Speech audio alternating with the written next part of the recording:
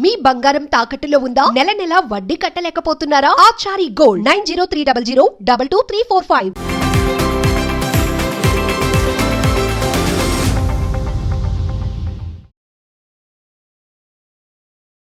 నమస్తే, welcome to Magna TV. నేను ఆదిత్య.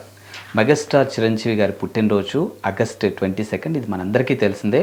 మరి ఆయన పుట్టినరోజు సందర్భంగా ఆయనకి మంచి ఆరోగ్యం, మంచి సినిమాలు ఇంకా రావాలని మనస్ఫూర్తిగా మా ఛానల్ ద్వారా మనం అందరం కోరుకుందాం. ఎట్ ద సేమ్ టైం ఒక్కసారి ఆయన సినీ జీవితం గురించి ఒకసారి డిస్కస్ చేద్దాం. సో ప్రస్తుతానికి మనతో పాటు స్టూడియోలో ఉన్నారు ప్రముఖ senior journalist and cine critic Appaji గారు. సార్తో మాట్లాడి మరిన్ని విషయాలు తెలుసుకుందాం. నమస్కారం అండి. నమస్తే ఆదిత్య. మెగాస్టార్ చిరంజీవి గారి యొక్క పుట్టినరోజు సందర్భంగా ఒక్కసారి ఆయన సినీ జీవితం గురించి మనం డిస్కస్ చేయాలి. ఆయన సాధించినటువంటి ఘనతల గురించి చెప్పాలి అని అంటే ఎలా డిస్కస్ చేసుకోవచ్చు? అంటే చిరంజీవి గారి గురించి చెప్పడం అంటే చరివిత చరణ అంటారు కదా. ఇప్పటికే కొన్ని వందల సార్లు, వేల సార్లు చెప్పుకున్న విషయాల్ని మళ్ళీ మనం సరదాగా ఆయన పుట్టినరోజు సందర్భంగా చెప్పుకోవడం తప్ప ఇప్పుడు కొత్తగా చెప్పుకోవడానికి ఏముంది? ఆయన గొప్పతనం కానీ, ఆయన స్టార్డమ్ గురించి కానీ కదా. కాకపోతే నాకు పర్సనల్గా నేను చిరంజీవి గారిని చూసి విపరీతంగా ఇన్స్పైర్ అవుతుంటాను. ఎలా అంటే ఆయన ఇప్పుడు ఎట్ ది ఏజ్ ఆఫ్ 70 ఎక్కడ కూడా ఇంక రెస్ట్ తీసుకుందామని కానీ, తగ్గిద్దామని కానీ ఏమీ లేకుండా ఏదైతే ఉందో సినిమా రంగం పట్ల, సినిమాల పట్ల ఆయనకున్న ప్యాషన్, అది చూస్తుంటే మనకి చాలా ఇన్స్పిరేషన్ అనిపిస్తుంది.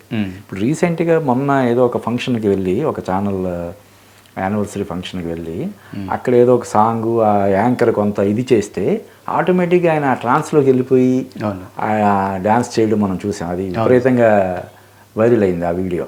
ఆయన స్పాంటేనియస్గా చేసిన డ్యాన్స్ అది. అంటే ఆయన అంతగా ఈ సినిమాని ప్రేమించడం అనేది చాలా గొప్ప విషయం. ముఖ్యంగా ఈ వయసులో, అంటే నిజానికి ఇప్పుడున్న మన హీరోలు బాలకృష్ణ, నాగార్జున, వెంకటేశ్వరు అందరూ 60+ ఉన్నప్పటికీ కూడా ఈయన మధ్యలో పాలిటిక్స్కి ఒక 10 సంవత్సరాలు సినిమా రంగానికి దూరంగా ఉండి తర్వాత మళ్ళీ వచ్చి వరుసగా అంటే ఇంచుమించు వాళ్ళ అబ్బాయితో పోటీ పడుతూ సినిమాలు చేస్తున్నాడు. ఇప్పుడు రేపు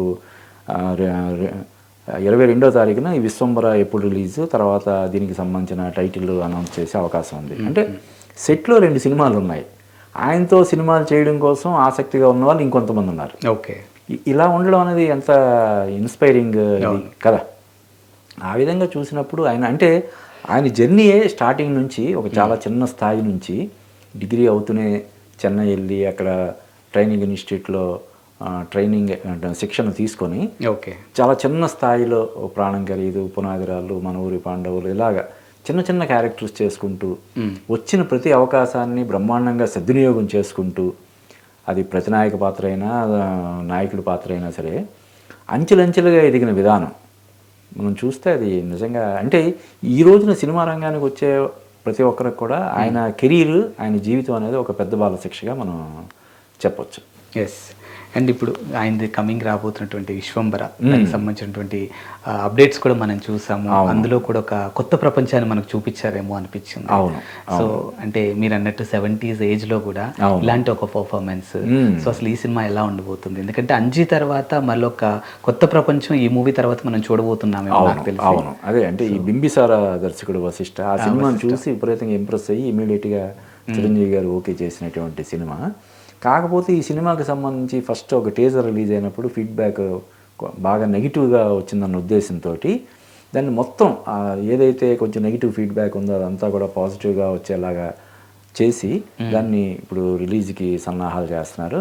డెఫినెట్గా అది మరొక మైల్ స్టోన్ లాగా ఉంటుందని చెప్పి మనం ఎక్స్పెక్ట్ చేయొచ్చు. డేట్ ఇందాక నేను చెప్పినట్టు ఆగస్ట్ 22వ తారీఖున చిరంజీవి బర్త్డే సందర్భంగా విశ్వంబర విడుదల తేదీ ఒకటి అనౌన్స్ అవుద్దని చెప్పి మనకు తెలుస్తుంది. అలాగే అనిల్ రావిపూడి సినిమా, వాళ్ళిద్దరు ఫస్ట్ కాంబినేషన్లో వస్తున్నటువంటి సినిమా టైటిల్ అంటే మన శంకర వర ప్రసాద్ అనే టైటిల్ ఒకటి చక్కర్లు పడుతుంది. అదా లేకపోతే ఇంకొకటి అన్నది ఆ రోజు మనకి క్లారిటీ వస్తుంది. అండ్ ఈ మధ్య కాలంలో చూసుకుంటే సెకండ్ ఇన్నింగ్ స్టార్ట్ చేసినటువంటి ఒకప్పటి స్టార్స్ అంతా కూడా జగపతి బాబు గారు కానీ వీళ్ళంతా కూడా విలన్ వైపు వెళ్తూ ఉన్నారు. ఇప్పుడు కూలీతో నాగార్జున గారు కూడా ఎంట్రీ ఇవ్వబోతున్నారు. సో మరి ఫ్యూచర్లో చిరంజీవి గారిని కూడా మనం చూసే అవకాశం ఉండొచ్చా? చిరంజీవి గారు అంటే యాక్చువల్గా ఆయన కెరీర్ బిగినింగ్లో విలన్ క్యారెక్టర్స్ చేయడం మనం చూసాం. ఇప్పుడు ఒక పున్నమి నాకు కానీ, ఇది కథ కాదు, ఇలాగ సినిమాల్లో ఆయన విలన్ క్యారెక్టర్స్ చేసాడు. ఆ విలన్ క్యారెక్టర్స్లో ఆయన అద్భుతంగా చేయడం మనం చూసాం. కదా. అవును. కాబట్టి విలన్గా చేసినా కూడా అద్భుతంగా చేస్తాడు. కానీ చిరంజీవి గారికి ఉన్న ఇమేజ్కి ఆయన విలన్గా చేస్తే ఆయన ఫ్యాన్స్ యాక్సెప్ట్ చేస్తారా లేదన్నది మనం చెప్పలేము. కాకపోతే బాలీవుడ్లో ఒక అమితాబ్ బచ్చన్, మలయాళంలో ఒక మోహన్ లాల్, మమ్ముట్టి, అలాగా ఆ తరహాలో ఇప్పుడు ఈవెన్ రజనీకాంత్ కూడా ఆయన ఏం చేస్తున్నాడు సపోర్ట్గా. ఇప్పుడు రేపు రాబోతున్నటువంటి కూలీ సినిమా తీసుకుంటే ఆయనతో పాటు తెలుగు నుంచి నాగార్జున, కన్నడ నుంచి ఉపేంద్ర, బాలీవుడ్ నుంచి అమీర్ ఖాన్, ఇలా వీళ్ళందరినీ పెట్టుకొని అంతకుముందు ఆయన సక్సెస్ కొట్టిన జైలర్లో కూడా అదే ఫార్ములా చేశాడు. రేపు జైలర్ 2లో కూడా అదే ఫార్ములా చేయబోతున్నాడు ఆయన. కాబట్టి చిరంజీవి కూడా సోలో హీరోగానే చేయాలని కాకుండా సపోర్టింగ్ ఇంకో అంటే మల్టీ స్టారర్స్ విలన్ అని కాకుండా మల్టీ స్టారర్స్ చేసే అవకాశం ఉంది. ఆయన కూడా స్వయంగా ఇప్పుడు కూలీ సినిమా రిలీజ్ ఈవెంట్లో ఆయన కూలీదే కానీ అంతకుముందు కానీ ఏదో ఒక ఈవెంట్లో కుబేరా అనుకుంటా చిన్న హింట్ ఇచ్చాడు ఆయన. అవును, నేను ఇటువంటి పాత్రలు చేయడానికి సుముఖంగానే ఉన్నాను అన్నట్టుగా ఆయన చిన్న హింట్ ఇచ్చాడు. కాబట్టి ఎవరైనా సరే ఇప్పుడు మల్టీ స్టారర్ సినిమాలు చేయాలనుకునే డైరెక్టర్స్ డెఫినెట్గా చిరంజీవి గారిని కూడా కన్సల్ట్ చేసి ఇది చేయించే అవకాశం ఉందని మనం చెప్పొచ్చు. అండ్ చిరంజీవి గారి స్క్రిప్ట్ విషయానికి వస్తే కంప్లీట్గా యూనిక్ కనిపిస్తాయి. ఆ యూనిక్నెస్ ఈరోజు ఆయన స్టార్ని చేసింది. అవును, అంతే కదా. సో ఒక సినీ క్రిటిక్గా మీరు చెప్పండి, ఆయన ఎంచుకున్నటువంటి కథల పరంగా అంటే ఆయన ఆలోచన విధానం ఎలా ఉంటే అలా తీసుకుంటారని మీకు అనిపిస్తుంది?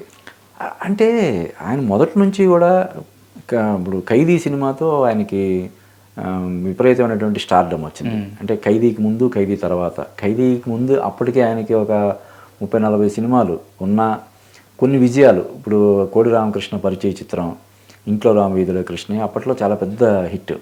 అలాగే శుభలేఖ చాలా పెద్ద హిట్, కె విశ్వనాథ్ డైరెక్షన్ వచ్చినటువంటి శుభలేఖ. ఖైదీ నుంచి ఇంకా ఆయన ఇమేజ్ మొత్తం ఒక మెగా స్టార్డమ్ అప్పుడే పునాది పడింది. ముందు ఆయన సుప్రీం స్టార్ అన్నారు, తర్వాత మెగాస్టార్ అయ్యాడు. కథల ఎంపికలో ఇప్పుడు కూడా ఆయన ఆచితూచి అడుగులు వేస్తుంటారు.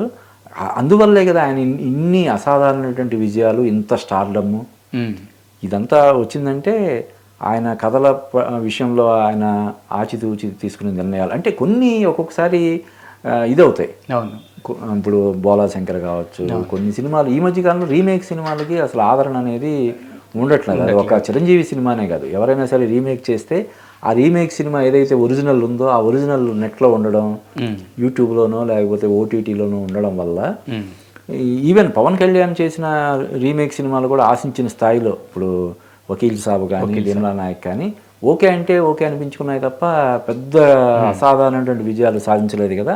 అలాగ చిరంజీవి విషయంలో కూడా ఏదైతే కొన్ని రీమేక్ సినిమాలు ఉన్నాయో ఆయన అందుకే ఇప్పుడు ఇంక రీమేక్ సినిమాలు చేయకుండా ఫ్రెష్ స్టోరీస్కి ఆయన ప్రాధాన్యత ఇస్తున్నారు. అది కూడా యంగ్ డైరెక్టర్స్తో పనిచేయడానికి ఆసక్తి చూపిస్తున్నాడు. ఇప్పుడు విశ్వంబర వశిష్ఠ కావచ్చు, అనిల్ రావిపూడి కావచ్చు, నెక్స్ట్ చేయబోయే సినిమాలు కావచ్చు, యంగ్ డైరెక్టర్స్తో ట్రావెల్ చేయడం అనేది కూడా ఆయన కెరీర్కి అంటే ఫర్దర్గా తీసుకెళ్ళడానికి ఇంకా ఆయన అంటే ఇంకా ఎన్ని సంవత్సరాలు ఆయన సినిమాలు చేస్తారు. ఒక పక్క ఆయన ఏదైనా ఒక స్టేట్కి గవర్నర్గా కానీ అలాగా వెళ్ళే అవకాశం ఉందా అనే ఈ చర్చలు కూడా జరుగుతున్నాయి.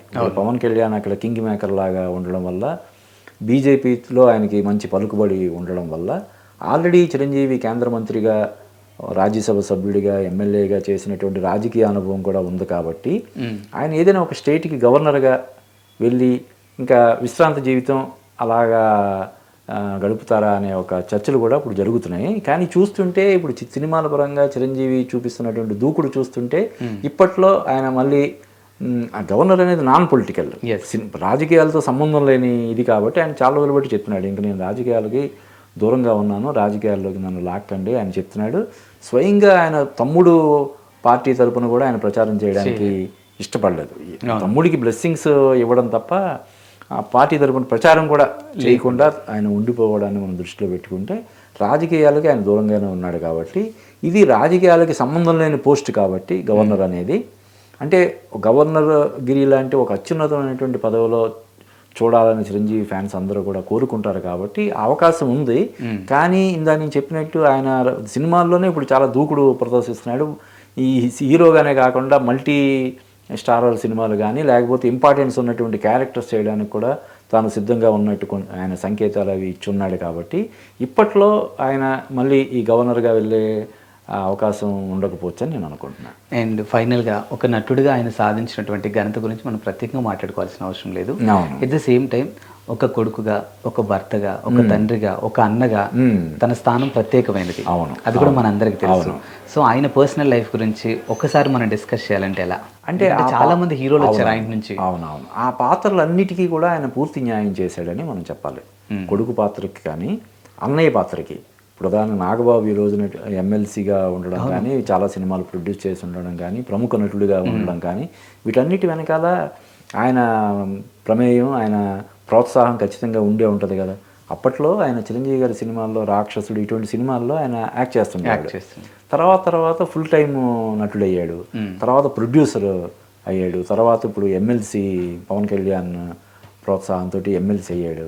అలాగే పవన్ కళ్యాణ్ ఈరోజు పవన్ కళ్యాణ్ ఫస్ట్ సినిమాతోటి అంత విపరీతమైనటువంటి క్రేజ్ ఉందంటే చిరంజీవి తమ్ముడు కావడమే కదా. చిరంజీవి తమ్ముడు కాకుండా ఉదాహరణకి పవన్ కళ్యాణ్ సినీ రంగ ప్రవేశం చేసి ఉంటే ఆయన ఫస్ట్ సినిమా పెద్దగా ఆడలేదు కాబట్టి ఆయన కెరీర్ ఈ రేంజ్లో అయితే షేప్ తీసుకునేది కాదు కదా. ఫస్ట్ సినిమా డిసప్పాయింట్ చేసినా కూడా తర్వాత సినిమాలు చేసుకుంటూ ఈయన ఈరోజు ఒక పవర్ స్టార్గా ఉండి కింగ్ మేకర్గా, జనసేన పార్టీ అధ్యక్షుడిగా కింగ్ మేకర్గా ఉన్నాడంటే దాని వెనకాల ఖచ్చితంగా చిరంజీవి గారి ఇమేజ్, ఆయన ప్రోత్సాహం, ఆయన గైడెన్స్, ఆయన ఆశీస్సులు ఉన్నట్టే కదా.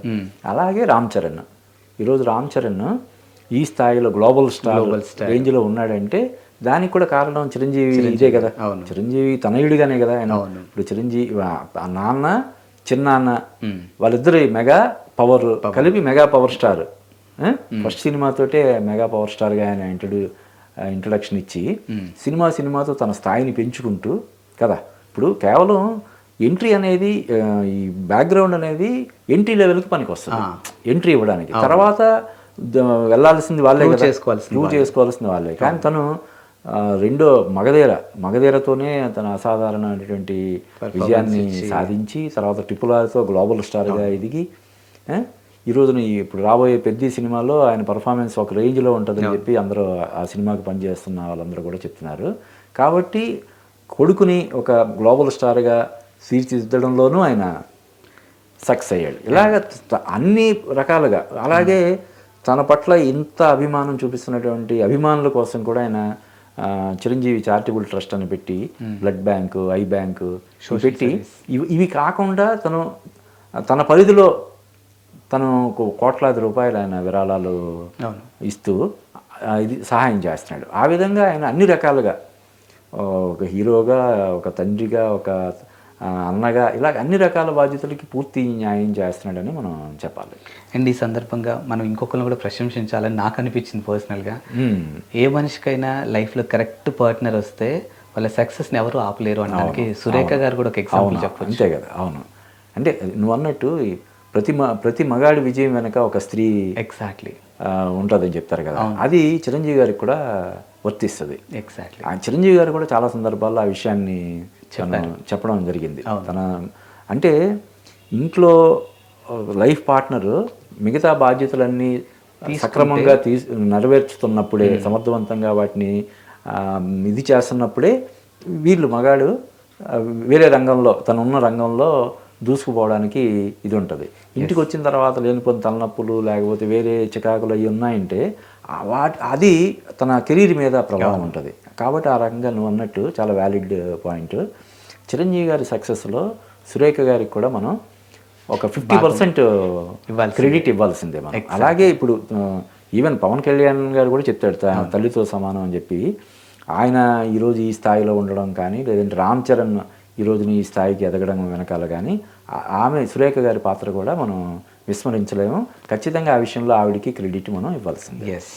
అండ్ ఆయన గురించి చెప్పుకుంటూ పోతే ఇట్స్ నెవర్ ఎండింగ్ సబ్జెక్ట్. నాకు తెలిసి ఎన్ని గంటలైనా ఎన్ని రోజులైనా మాట్లాడినా కూడా తరగదు. అన్ని ఘనతలు, అన్ని రికార్డులు, అంత ఇది ఇన్స్పిరేషన్ ఆయన దీని వెనకాల, చిరంజీవి గారి వెనకాల ఉంది. కాబట్టి మనం ఎంత చెప్పినా కూడా తరగదు అది. అండ్ ఆయన ఆరోగ్యం బాగుండాలి, ఇంకా మంచి ప్రాజెక్ట్స్ మనకు తీసుకురావాలి, మనకు ఇవ్వాలి అని మనస్ఫూర్తిగా కోరుకుంది. అండ్ మాకు ఈ టైం మీరు కేటాయించినందుకు మీకు thank you sir. Thank you Aditya. Thank you so much.